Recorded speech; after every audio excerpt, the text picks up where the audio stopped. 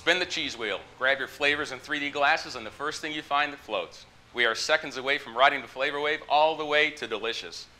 Welcome to Ride the Flavor Wave.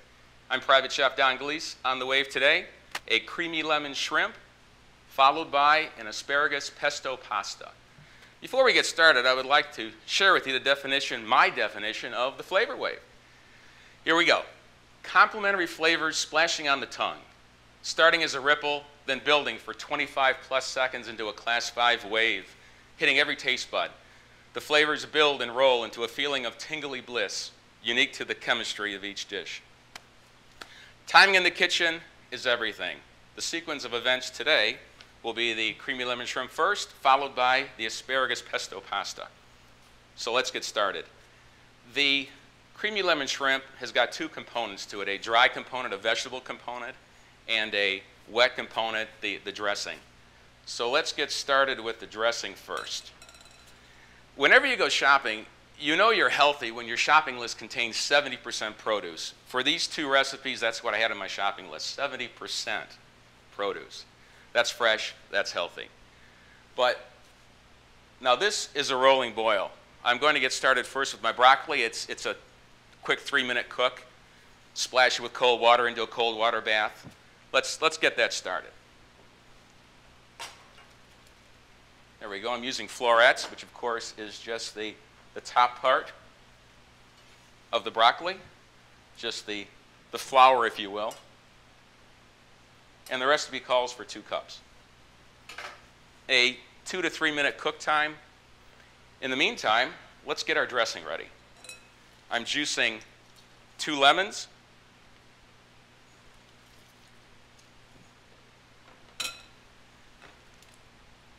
Here we go. No need to measure this out, but just in case you are measuring, every half lemon is 1 tablespoon. So that makes, obviously, 2 tablespoons per lemon. So if that's the case, we're using 4 tablespoons of lemon juice in this recipe. There we go. Okay, let me get rid of this for you.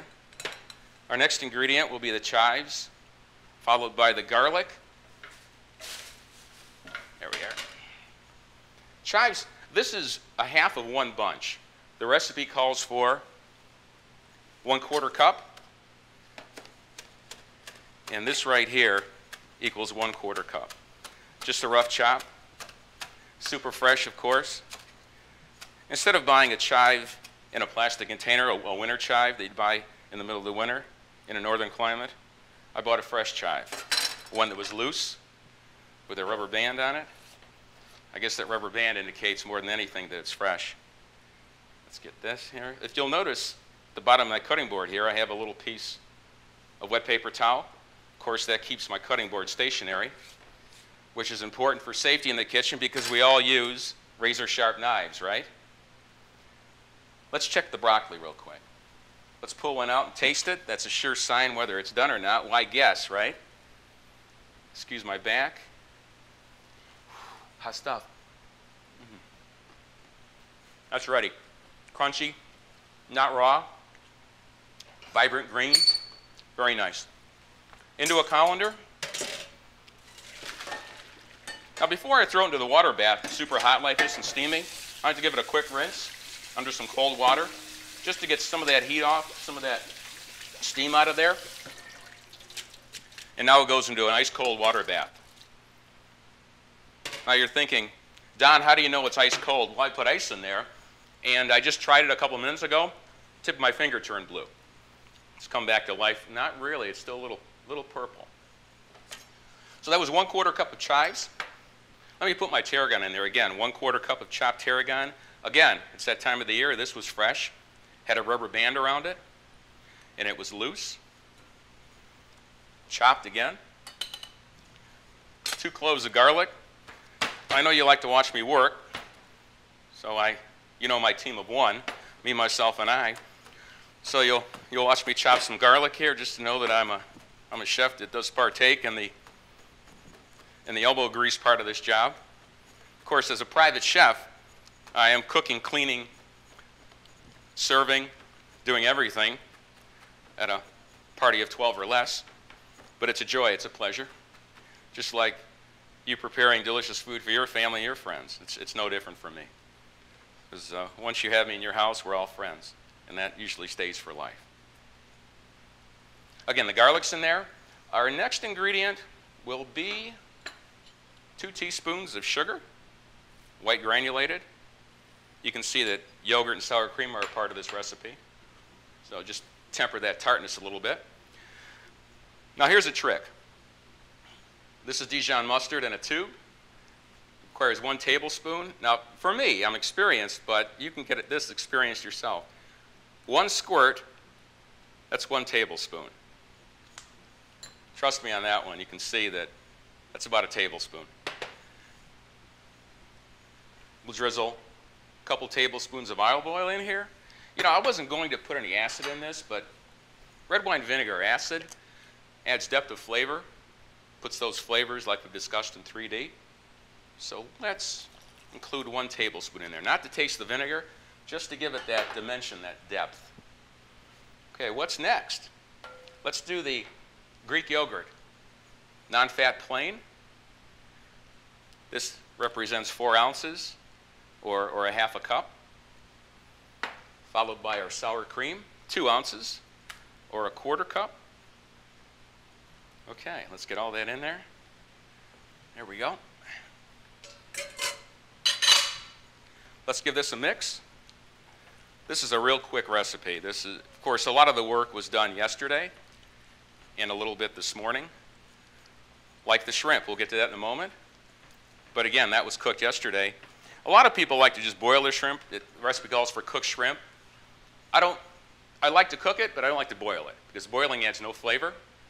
What I like to do is I like to saute it in a little bit of olive oil just until it's opaque, which is that little bit of color that's not translucent. It's a little more cloudy, like these shrimp right here.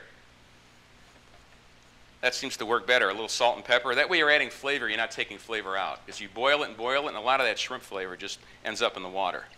And what good is that? This is our dressing. Let me add some salt, 1 teaspoon. And 1 teaspoon of ground black pepper. Give that a quick mix. We're going to retrieve our broccoli, put all this in a bowl large enough to contain everything, give it a quick mix, and put a chill on it. And then prepare our second dish.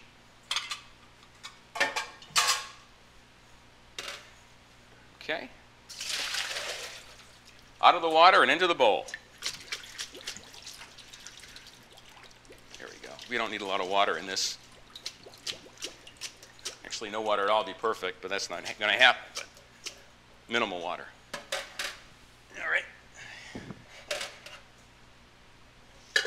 If you'll notice behind me, we have a new segment. It's called Ask the Chef. And this is a 2-recipe show. So I don't know. Is this a good time to get to that question? I think it might be. Which one should I do first?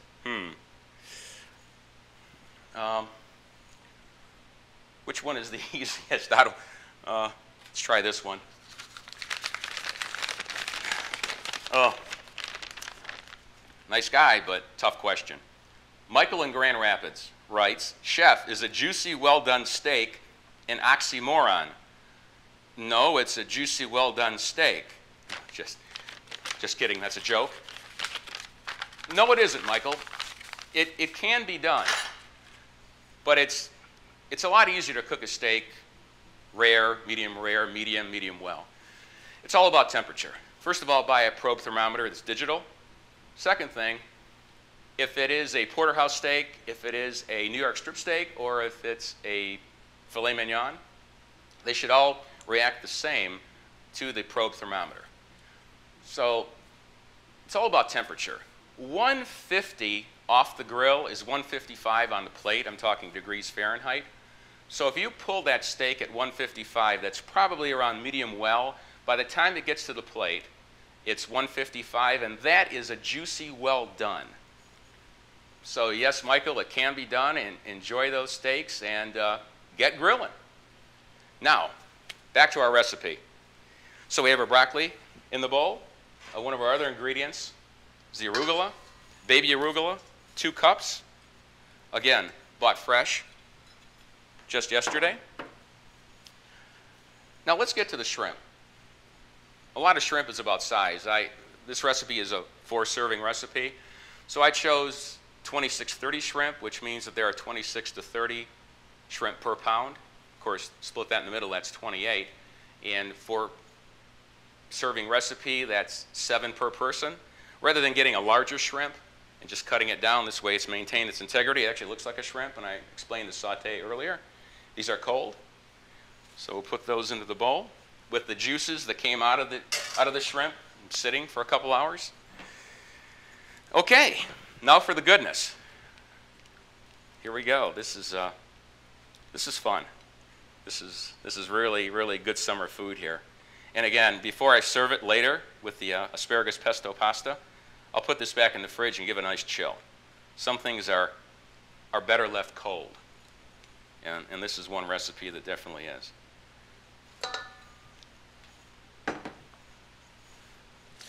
Excuse my side, excuse my back. Just a quick toss. Are you getting this, gentlemen? Are you getting this drama in the bowl? It's a lot easier when it's steamy. That way it sort of fills up the room and both cameras can get it. But I'm confident in my guys that they're shooting this and getting the nice complete stir. I always prefer making a dressing on the side. That way it maintains its integrity, you establish the flavor profile, it's good, then you put that in, as opposed to willy-nilly just throwing things in here and maybe there's more mustard attached to 2 shrimp and it's not getting on the other shrimp. This way that flavor is applied to the entire dish, to the entire mix. Now it's just a matter of coating everything because the flavor's been established with our lovely sauce, with that yogurt dressing. That's a good mix. So for now, I'll leave the spatula in there. We're going to be serving with that later. This will go into the fridge, chill, and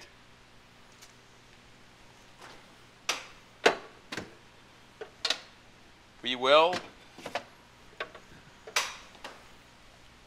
be right back.